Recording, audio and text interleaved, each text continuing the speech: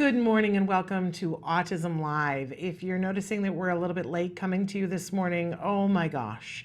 You know how you make plans and sometimes the universe laughs? Well, it's guffawing today.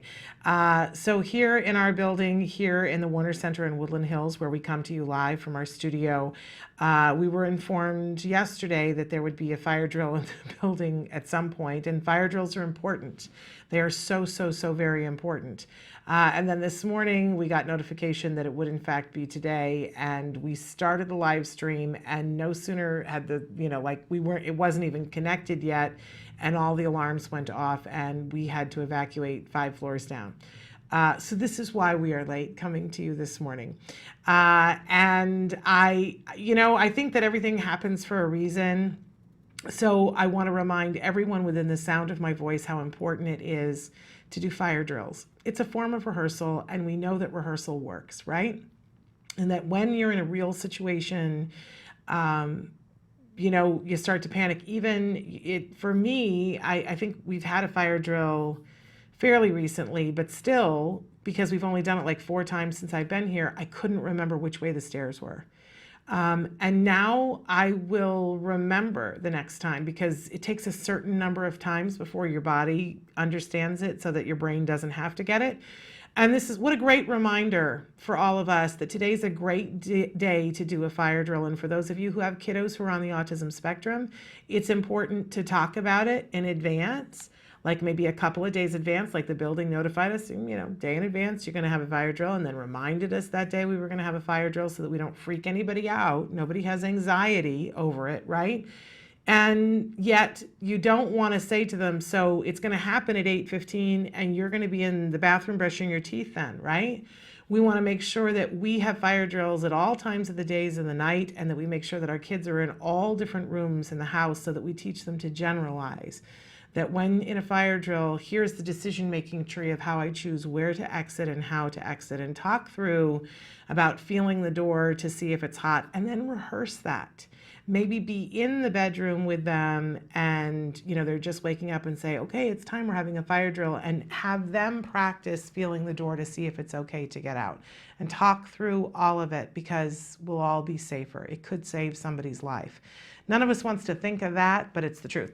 Anyway, we want to show you, because with the fire drill and everything, we aren't able to bring you Dr. Doreen live because of everything that happened. So we've got a recorded short version for you that we're going to play from earlier this year. And then we're going to be back with Let's Talk Autism with Shannon and Nancy. And we've got a wonderful guest that's going to be with us, a mom who's all about safety. And she's written a new children's book that's going to come out in 2 weeks that will help our kiddos to remember to be calm and to be safe and to be able to wait appropriately.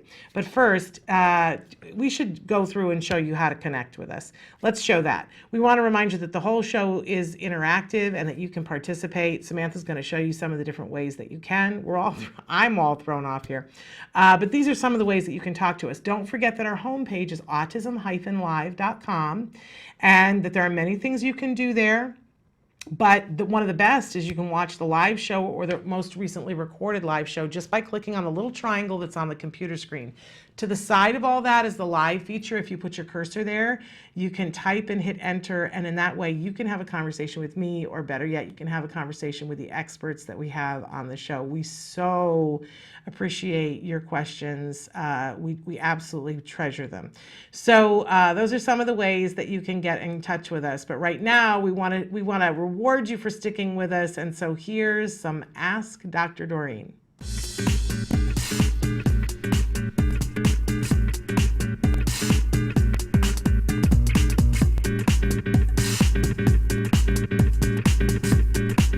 I want to jump in to some questions, if that's okay with you. Sure. One that came in yesterday from 2 new parents that I'm really getting to know, and so I want to thank them for writing in. Hi, Shannon. I would like to ask Dr. Doreen about strategies for having blood drawn. Our Fremont son is 5 years old with moderate autism and limited verbal communication skills. Our previous attempts at getting his blood drawn have ended with Dad holding him down. He's developing an aversion to doctors, and we worry about even getting through the door this time. Any suggestions would be helpful, And again, they receive services at the Fremont office, and I've had the opportunity to talk with these parents, and I love them. Oh, They're that's just awesome. amazing parents. That's fabulous. I would love to find out who their supervisor is so I can directly talk to the supervisor and give them some feedback. But generally, I actually have a really good, very detailed presentation I've done in the past on the subject of shots and doctor's offices in general. You need a little bit of time, like maybe a month, Okay. and to do this, but it's not that hard. It's pretty easy, and it's essentially it's a sort of desensitization procedure. It's systematic desensitization, and what you're doing is it's a feared thing, right? So any child, it's a feared process. So definitely you want to be doing it over a shaping process. So it's not something you do suddenly. You can. That's called flooding. What you've done already. Flooding can be very traumatic. Flooding is basically putting the individual in the situation and just letting them deal with it, you know? And that's a pretty traumatic process. Sometimes it's done when it's necessary to be done, and it is what it is, and then all you can do is just try to reinforce the individual for coping. And sometimes when it's a blood draw and you don't know it's You coming, just don't know what to do. You don't have time to prep But for it. once you go through this systematic desensitization procedure, it's done and you have it for life. Like it is something that where the child will no longer fear, that they'll be prepared for things like injections and blood draws much better. Yeah. So what you do is you will want to itemize every single step of a blood draw. And when I say every single step, we're talking about, you know, driving. It probably starts with driving to the doctor's office, right? And I don't know if your child knows, maybe they recognize the building. It's from the point where any kind of anxiety would begin. Okay. Okay, so driving to the doctor's office is one. Next one is, let's say, getting out of the car and going in. Next one would be like getting in the elevator and going upstairs. Next one would be actually waiting in the waiting room. Next one would be going in and sitting or seeing the doctor. Next one might be sitting in the chair. Next one might be putting the elastic around, let's say the tourniquet around your arm, or even just opening your arm like that, putting your sleeve up, something, I don't know. Putting the tourniquet on, and then actually the next one would be, you know, I'm listing them as more and more traumatic, right? So then the next one would be, let's say, the person coming, maybe manipulating the needles or all the things that he's doing. The next one would be maybe putting rubbing alcohol there, and then finally would be the actual puncture. And then sitting there for a duration of time so they can put the bottle. So you split it up, you know, and then what you do is you start with the least traumatic, which would be driving to the doctor's office, right? As you approach the thing, it gets more and more traumatic.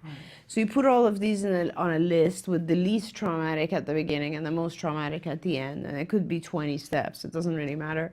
And each of those now, you will want to expose the child to each of those and pair the exposure with relaxation and high level of reinforcement. So now you can do this in two ways, and I suggest you do it visually first and then in vivo. So what you would do is you would take photos of certain key things. So you take photos of the doctor's office, see if that provokes any kind of anxiety in your child. Like, do they recognize it? Take a photo of the doctor, take a photo of the waiting room, take a photo of the chair, take a photo of someone sitting in the chair. Ideally, take a photo of the child sitting in the chair, but whatever you can. Take a photo of a tourniquet on someone's arm. Everything that is a stimulus that's, you know, and then go through. And so you do all this, you produce these steps. Now you have a series of steps that are pictures and visual steps, and then you have a series of steps which are actual in vivo, which means the person doing each step. So you put that aside for a minute, and then step two of doing a systematic desensitization is to teach the individual some form of behavior that's contrary to anxiety. So this would be either breathing exercises, which we do when your child's 5 and moderate. So you could do this, which is essentially 1, Yeah, just counting and breathing, because if you get a lot of oxygen, you're not going to be hyper anxious. You're going to calm down a little bit. Other techniques that work very, very well with our kids that are contrary to anxiety are music, like sound noise reduction headphones that allow you to just have silence and be able to listen to something you like. That's very helpful. Any kind of visual distraction. This is why when you go to a dentist, for instance, they have TV monitors now, right?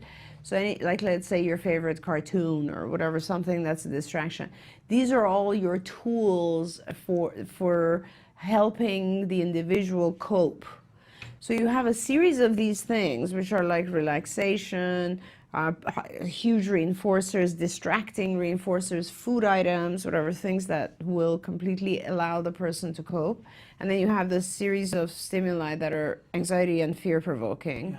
And you pair them starting with the least fear provoking. So for instance, you would, let's say your child recognizes the picture of the office. So you'll show the picture and then just have the picture present. And if the child starts to like have anxious reaction, then you will prompt the child to do one of those breathing exercises, let's say, or to take their headphones and put it on, and they're fine with it. And you keep going up, and you will eventually, let's say, assume you're doing pictures only, you will eventually get to a point where it produces a reaction in the child. So for instance, let's say if you have a picture of a person in the chair with a tourniquet on there, and the person, you know, the phlebotomist trying to draw blood, that most likely will cause some sort of anxiety or phobia in the child. And when that does, you just leave the picture there and you practice the breathing, and you tell the child, do you want something to drink? Do you want something to eat? Do you want to listen to music? Whatever it is. And you help them find a distraction that's also calming. And when they're completely fine with it, you know, where they couldn't care less, you take the picture away, you represent it multiple times, and you make sure they're very fine with it, and then you go to the next level.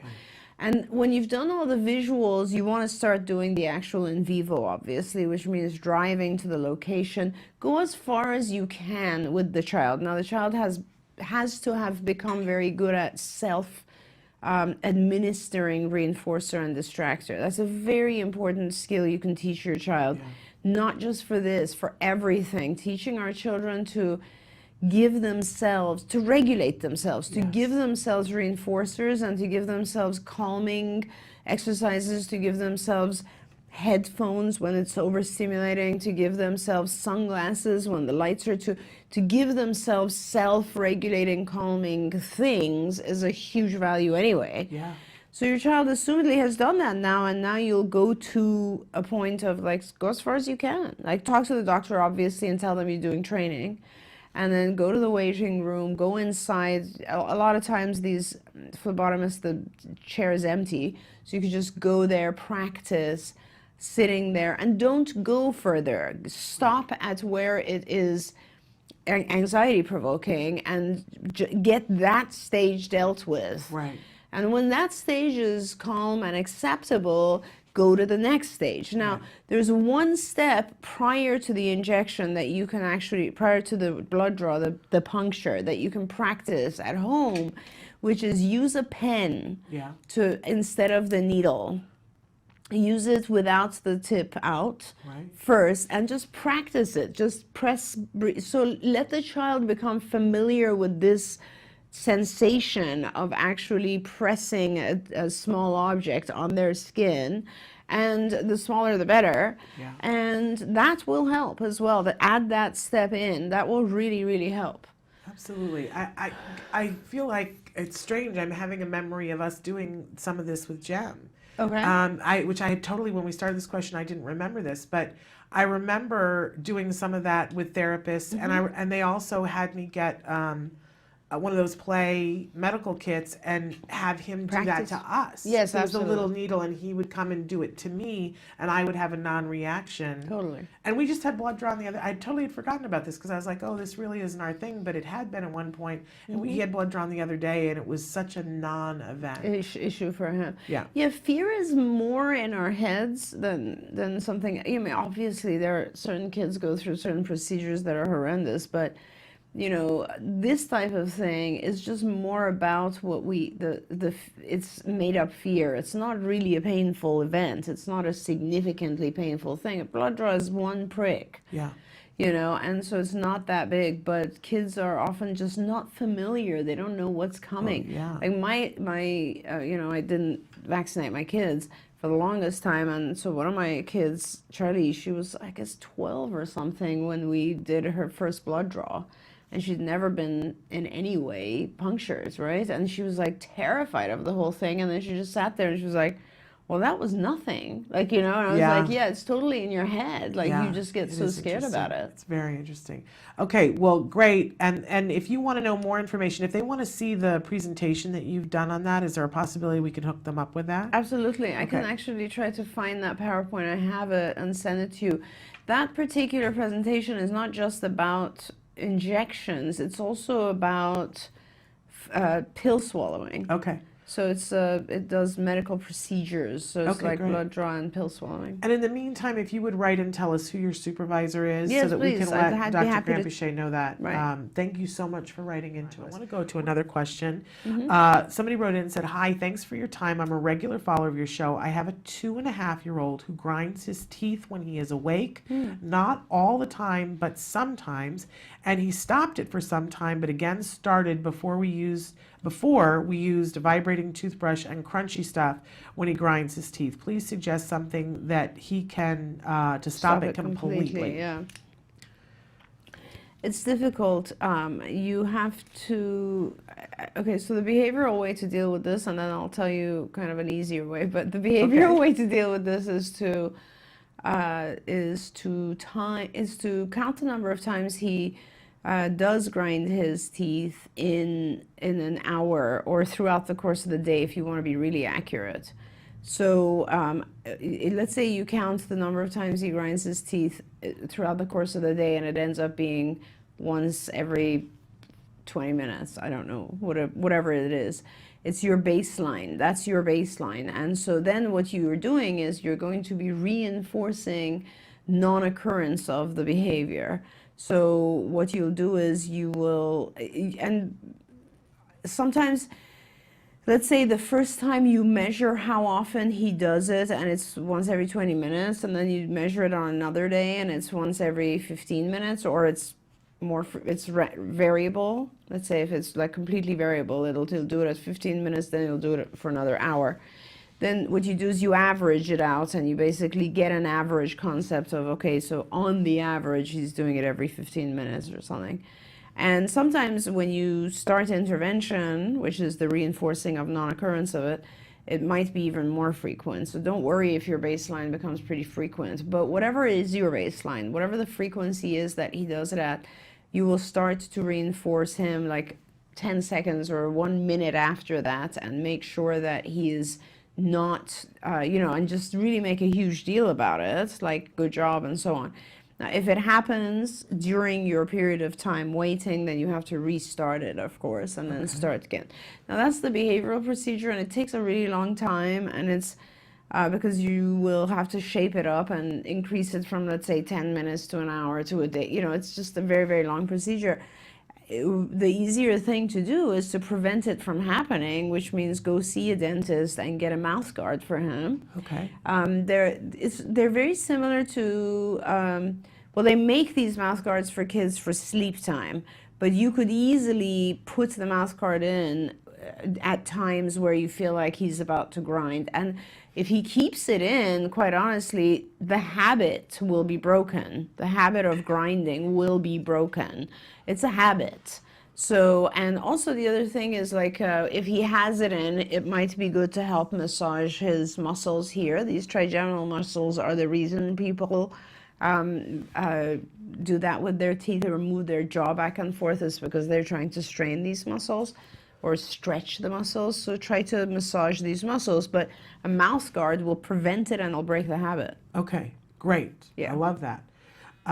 We had a lot of people who were writing in live. I just want to say, somebody, Mike, our wonderful friend Mike, wrote in and said, could we please put this on Netflix, because they'd like to be able to watch it on Netflix. That's something we've been looking at for a long, long time. Gosh, I don't even remember why we didn't. Because, can I tell you, because I was Yes, one of the please, people on the please. committee that Netflix had a rule at the time that if it was a movie and it was a documentary, it had to be over 60 minutes, and it's 58 minutes.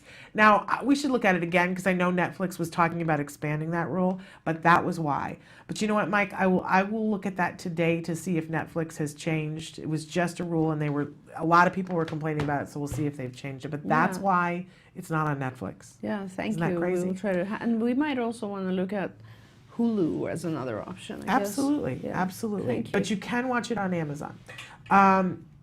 Okay, next question. I have a student who is nonverbal and screams quite often. Recently, she has started to scratch and dig her nails purposely. The adult's hands and her mother's hands. The child will do this through excitement or anger. How do we help her to stop digging her nails? That's terrible.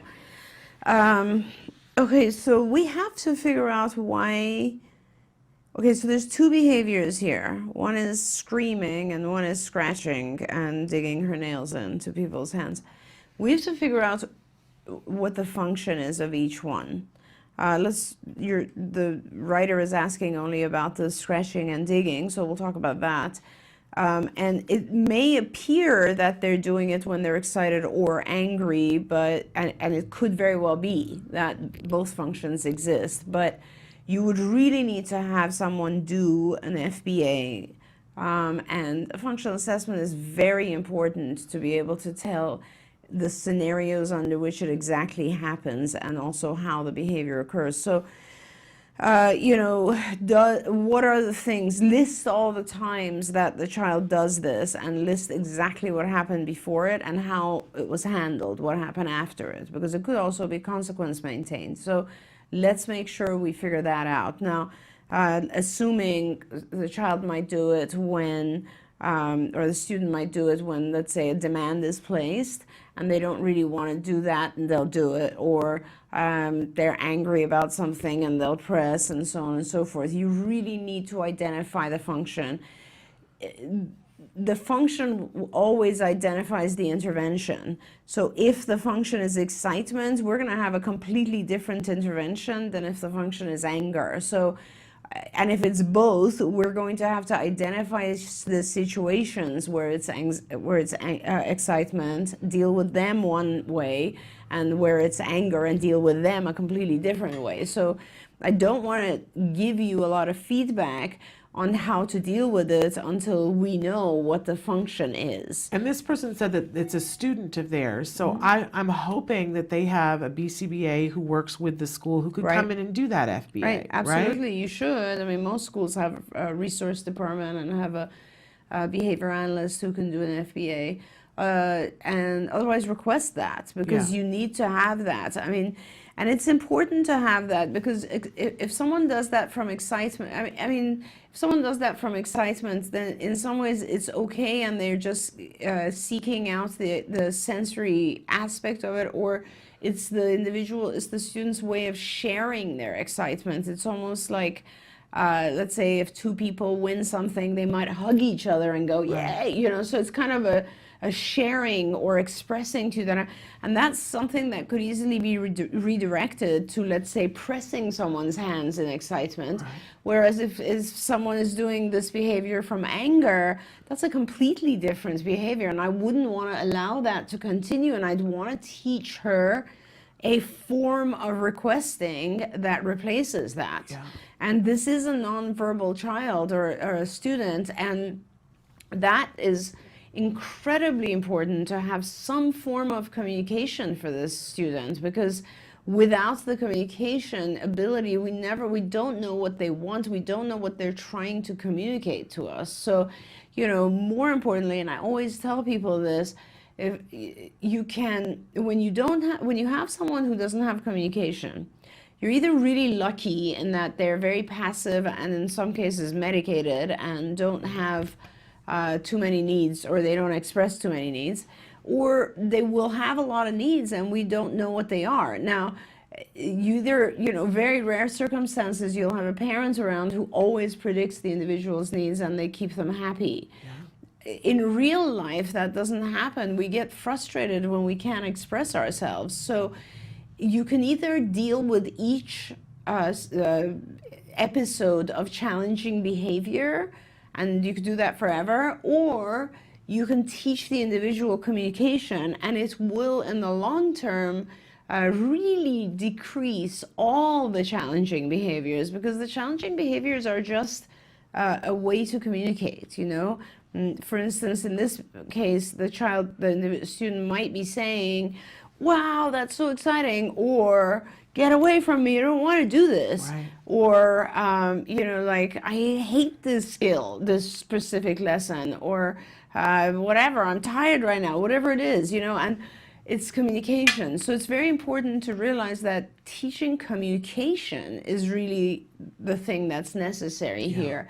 And the fact that the student is nonverbal doesn't change anything. You can absolutely start a PECS program for this individual. You can teach them on an augmentative device. You can teach them reading, keyboarding. You can teach them Proloquo on an iPad. There's a multitude of things to do to help people communicate. Okay, great. Okay, hi, I love your show. How do I work, and we love you, how do I work on processing speed and working memory? Can you give me some practical ideas to work on these areas? He has scored low in these areas, and thanks for your thoughts. So those are the two areas that a lot of people have issues with. You know, look at another one down here. Yes. It's the same thing, processing speed and working memory. And I have another child right now who's having issues with processing speed and working memory. They're both practice. We have, I mean, here's the short answer. We have activities, lessons for both of these in our cognition curriculum. Maybe also in our executive functioning curriculum, but definitely in our cognition curriculum in skills. So go to skillsforautism.com. There you go. I have my little reminder thing because I can never remember the phone number. 877-975-4559 is the phone number. And there's skillsforautism.com. And it's FOR autism.com, but the phone number is 877-975-4559.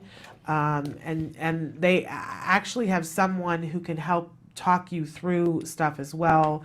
Amazing woman that we've had on the show before, Robin Hogerheis. So check it out. Those lessons are amazing. Yeah, and don't be afraid. These tend to be the two big areas for our kids.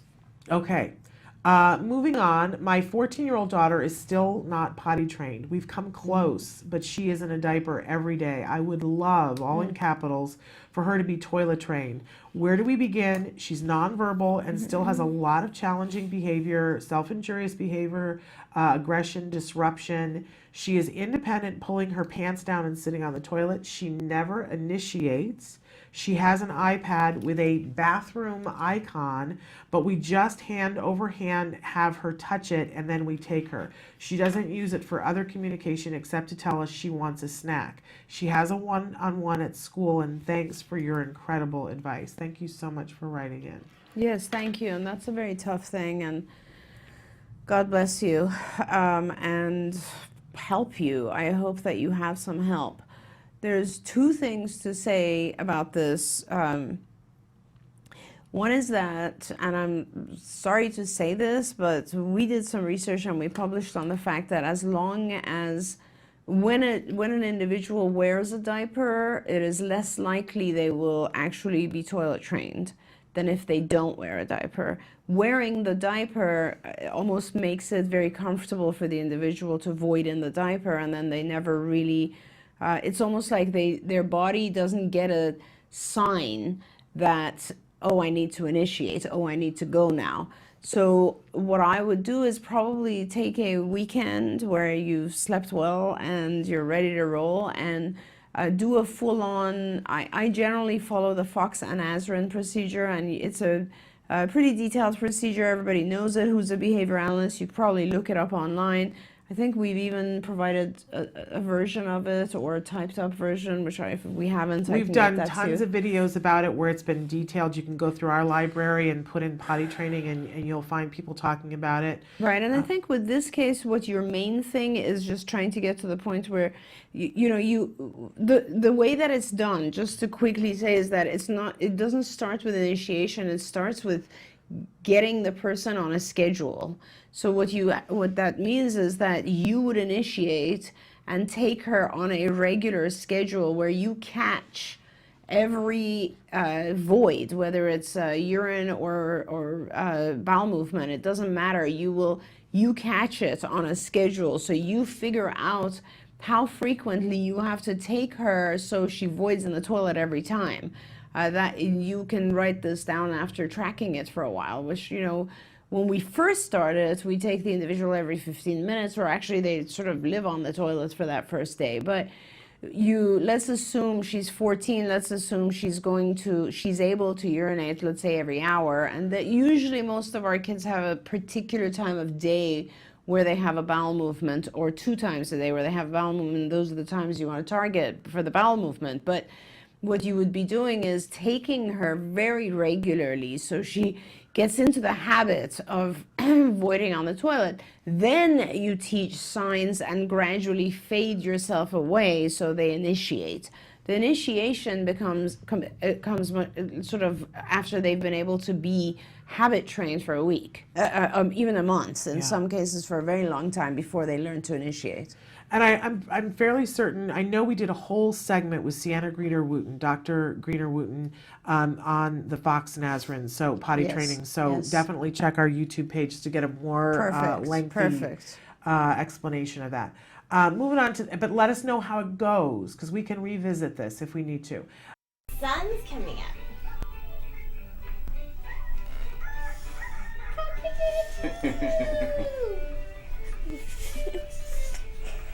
How do you spell apple?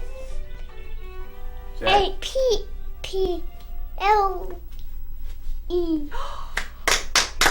We went to the mall last night and got him some new shoes, and he rode the carousel, and I watched him for like a half hour, and you would never guess he wasn't like every other kid in there, except he was smaller than a lot of them.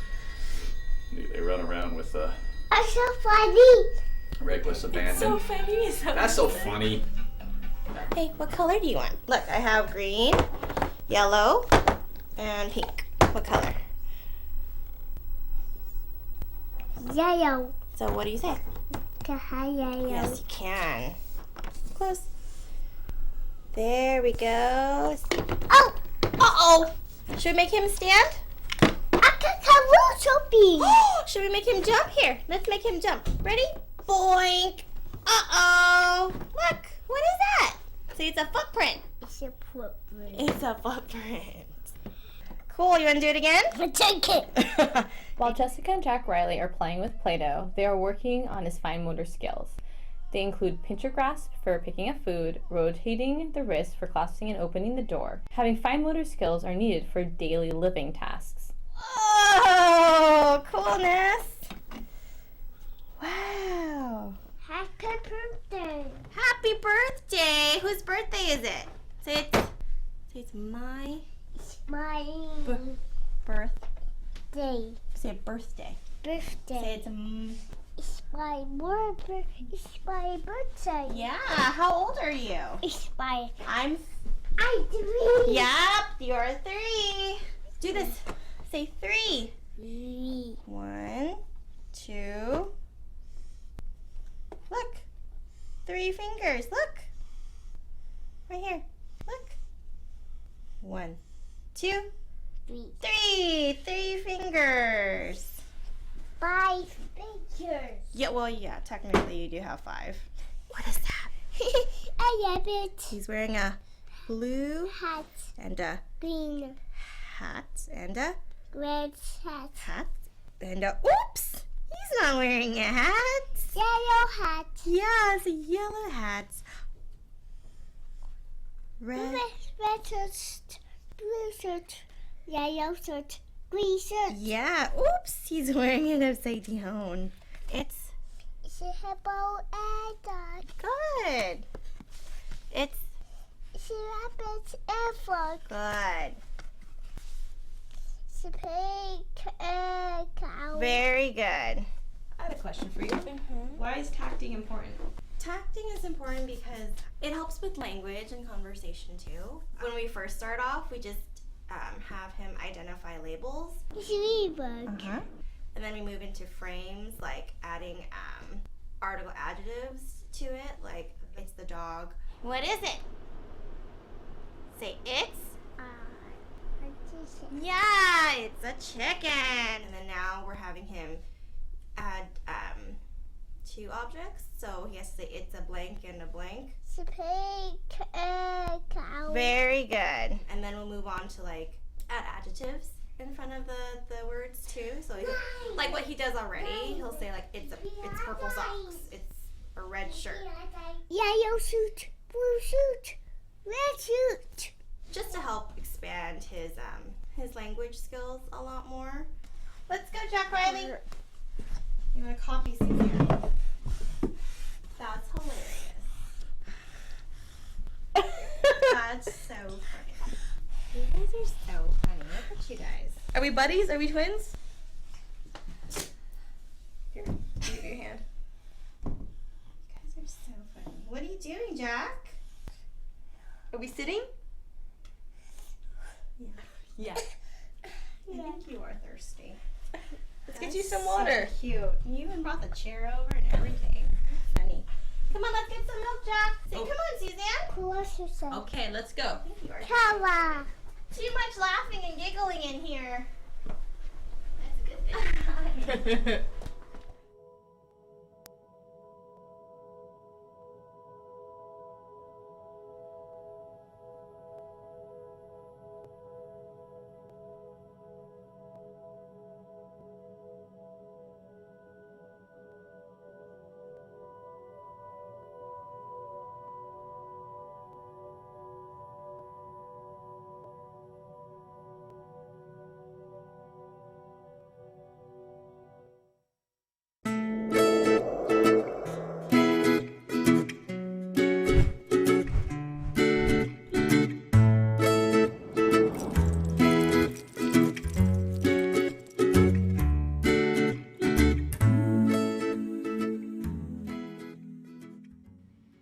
Good morning and welcome to Let's Talk Autism with Shannon and Nancy. Morning. How are you? I'm good. We had a fire drill. We did have a fire drill. It was right in the middle of the show, right? Which just brought home how out of shape I am because Nancy's in these Barbie shoes that you can't see right now, but you were like a Barbie. She would be fun to dress up, and she's in these Barbie shoes, and she trekked down the stairs and up the stairs, and you didn't even appear to be winded, and I was like stopping at every landing going. It took me like 10 minutes to catch a breath when I got all the way upstairs. It was definitely a hike. It was a hike, and it was just 5 floors. It's really depressing. Really, they're double floors, they're big floors, but still. Still, it wake was up a hike. call, wake up call. So we survived the fire drill. We survived the fire drill, and I was saying to them how important it is to do fire drills, and that maybe these things happen for a reason, and maybe somebody within the sound of our voice needs to be reminded to do a fire drill today. So hopefully everybody's going to go do a fire drill with your kids today. Yes, hopefully. Have you done? I haven't done a fire drill. I think it's been at least a year since I've done a fire drill with Jem. Have you done a fire drill? I have lately? not done a fire drill lately. With And Wyatt. I was saying to them, it's really important to pick different times of the day to do it, and make sure they're in different rooms when you do it. Right. Because then it helps when there's a situation. Because one of our top stories today is honestly about a fire. We have had on the show before guests from a Nova school. In fact, whenever someone calls me from the Bay Area and says, I'm looking for a school for a kiddo with autism and I just don't know where to send them, there are 2 places that I tell them. I say Hope Tech and a Nova. A Nova is located in Santa Rosa, California, which of course is right in the middle of these devastating fires. And they have multiple campuses, but one of their campuses was completely decimated. And it is a huge hardship, and we want to first say to Inova, we're just mortified for you. We're really sorry and for you. we're very sorry for it. But it creates other problems because not only do the students don't have a place to go to learn, and that's a huge issue, but they also have emotional trauma Yes, from they it. do.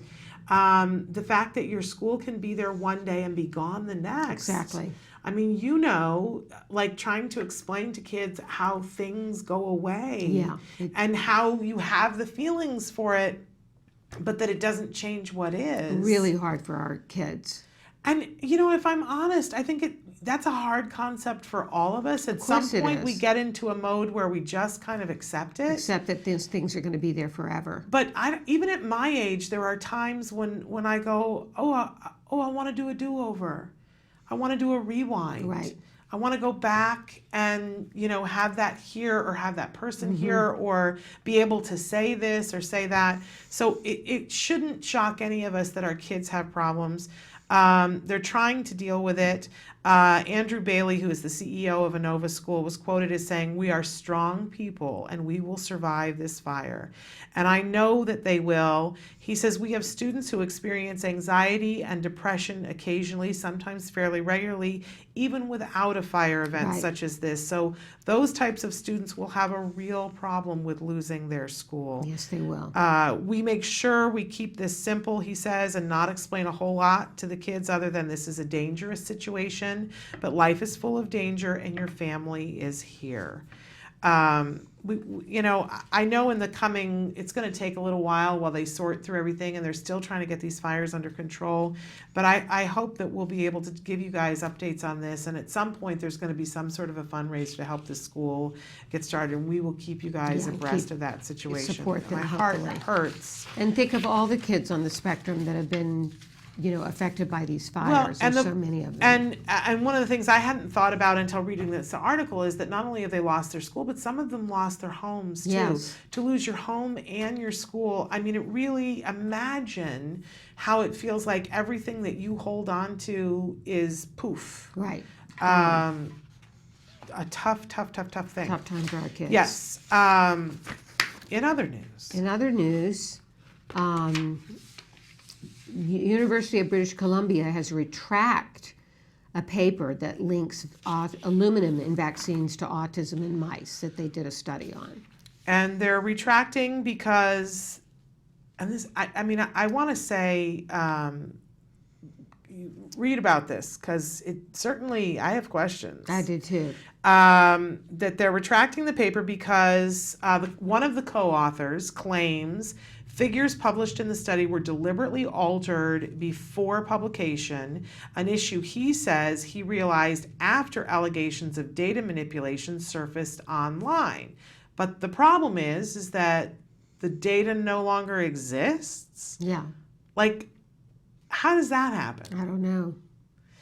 It says the professor also told CBC News that there's no way to know why or how the figures were allegedly contorted, as he claims original data cited in the study is inaccessible, which could be a contravention of the university's policy around scientific research. So I don't know who initiated this complaint that it was not accurate information. The study reported aluminum-triggered responses as being consistent with those in autism. Dr. Chris Shaw and Lucia Tomjelovic, I just slaughtered that name, drew their conclusions from data that was compiled and analyzed for the paper rather than raw data. But now it's not available? I don't understand. Yeah, it says, however, subsequent scrutiny has raised questions about the validity of the data, with one doctor calling the paper anti-vaccine pseudoscience. So, there's a lot of questions there, and I would like to know exactly what's going on. I mean, if the data is flipped, I mean, that is, absolutely crucial information, but how can we not be able to look at the data? Right. It's not available anymore. Makes no sense. I smell some fish. Yeah. Okay, and in other news, if all of you have been watching, the devastation in Puerto Puerto Rico with Rico. all of us. I don't have words. It's so disheartening. And we're hearing that there are some places in Puerto Rico that the expectation is that it will be well over a year before they will have power again. It's absolutely devastating. And the new information has been brought to light. I don't know, we had talked about this a couple of weeks ago, the Vice story about autism that they did. You guys know Vice News, it's on HBO, where they take a deep dive into different topics all the time. And they decided about a month and a half ago to take a deep dive into autism. And we covered it here on the show and talked about it. And I thought it was really interesting. They covered several different stories having to do with autism, but one of the most fascinating studies was that they went to the island that's off Puerto Rico, where back in I think it was in the 30s, they established this island, brought over a very specific kind of rhesus monkeys, and they established them on the island. And they did this for the purpose of research, so that researchers could go there, have this place where you could control the environment. There's a colony of monkeys there, and they could look at things. Well, in recent years, they've been looking at autism because it's a group of monkeys. I'm sure there's a name for it, like a clan or like a murder of crows. I don't know what it is for rhesus monkeys, but there's a clan of them, and they have a social hierarchy, and they react to each other in a social situation. And they've watched that some of the monkeys appear to have autistic-like behavior, that they don't know how to do the social interaction, and they get left out. So they've been studying these monkeys and trying lots of different things with them. Well, they've built structures on the island so that they can study the monkeys and that the monkeys are safe. All of it was smashed by the hurricane. Gone. They believe that the monkeys are still alive. They've actually there are people who have been if not all going. the monkeys have survived, but They've the been research going on is it, going to even be with delayed. everything going on. They've been going over on a daily basis, but they need help and support because they won't be able to keep the monkeys alive forever if they don't get some help and support. And in the middle of all that, the research is at jeopardy. Right. So it's just never ending. It is. Right? A lot of catastrophes that are affecting all kinds of things. Absolutely. We have a friend of the show. I don't know if you know this, Nancy, but Kurt Yeager, who